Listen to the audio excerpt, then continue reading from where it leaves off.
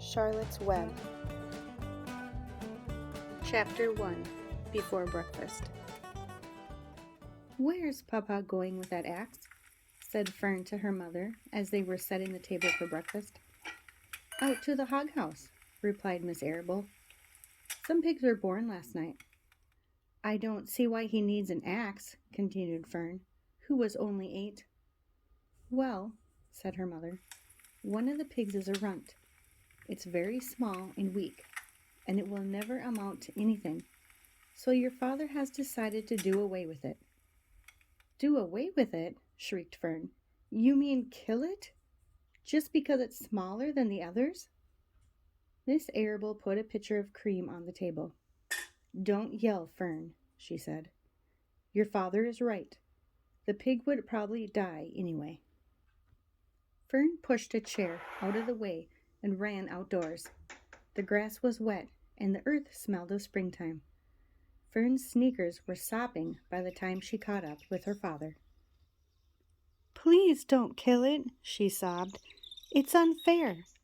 Mr. Arable stopped walking. "Fern," he said gently, "you will have to learn to control yourself." "Control myself?" yelled Fern. "This is a matter of life and death, and you talk about controlling myself?" Tears ran down her cheeks, and she took hold of the axe and tried to pull it out of her father's hand. "Fern," said Mr. Arable, "I know more about raising a litter of pigs than you do. A weakling makes trouble. Now run along." "But it's unfair," cried Fern. "The pig couldn't help being born small, could it? If I had been very small at birth, would you have killed me?" Mr. Arable smiled. "Certainly not," he said, looking down at his daughter with love. "But this is different.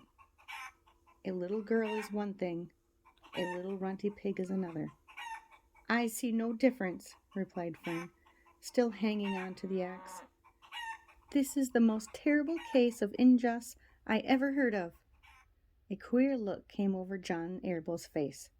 He seemed almost ready to cry himself. "All right," he said. "You go back to the house, and I will bring the runt when I come in. I'll let you start it on a bottle, like a baby. Then you'll see what trouble a pig can be."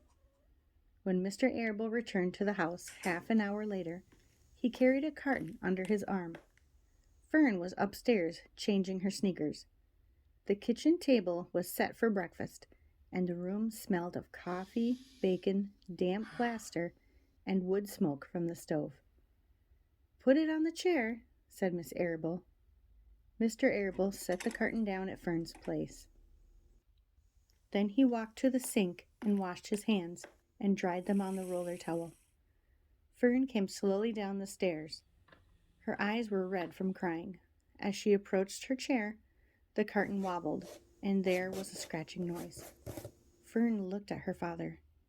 Then she lifted the lid of the carton. There, inside, looking up at her, was the newborn pig. It was a white one. The morning light shone through its ears, turning them pink. "He's yours," said Mr. Arable. "Saved from an untimely death, and may the good Lord forgive me for the foolishness." Fern couldn't take her eyes off the tiny pig. "Oh," she whimpered. "Oh, look at him. He's absolutely perfect." She closed the carton carefully. First, she kissed her father. Then she kissed her mother. Then she opened the lid again, lifted the pig out, and held it against her cheek. At this moment, her brother Avery came down into the room. Avery was 10. He was heavily armed, an air rifle in one hand, a wooden dagger in the other. "What's that?" he demanded. "What's Fern got?" "She's got a guest for breakfast," said Miss Arable. "Wash your hands and face, Avery." "Let's see it," said Avery, setting his gun down. "You call that miserable thing a pig?" "That's a fine specimen of a pig. It's no bigger than a white rat." "Wash up and eat your breakfast, Avery," said his mother. "The school bus will be along in half an hour." "Can I have a pig too, Pop?" asked Avery. "No. I only distribute pigs to early risers, said Mr. Arable. Fern was up at daylight, trying to rid the world of injustice. As a result, she now has a pig. A small one, to be sure, but nevertheless a pig. It just shows what can happen if a person gets out of bed promptly. Let's eat. But Fern couldn't eat until her pig had had a drink of milk.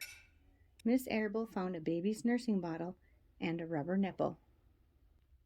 She poured warm milk into the bottle, fitted the nipple over the top, and handed it to Fern. "Give him his breakfast," she said. A minute later, Fern was seated on the floor in the corner of the kitchen, with her infant between her knees, teaching it to suck from the bottle. The pig, although tiny, had a good appetite and caught on quickly. The school bus honked from the road. "Run!" commanded Miss Arable, taking the pig from Fern and slipping a donut into her hand. Avery grabbed his gun and another donut. The children ran out to the road and climbed into the bus. Fern took no notice of the others in the bus. She just sat and stared out the window, thinking what a blissful world it was, and how lucky she was to have entire charge of a pig. By the time the bus reached school, Fern had named her pet, selecting the most beautiful name she could think of. "Its name is Wilbur," she whispered to herself. She was still thinking about the pig when the teacher said, "Fern, what is the capital of Pennsylvania?" "Wilbur," replied Fern dreamily. The pupils giggled. Fern blushed.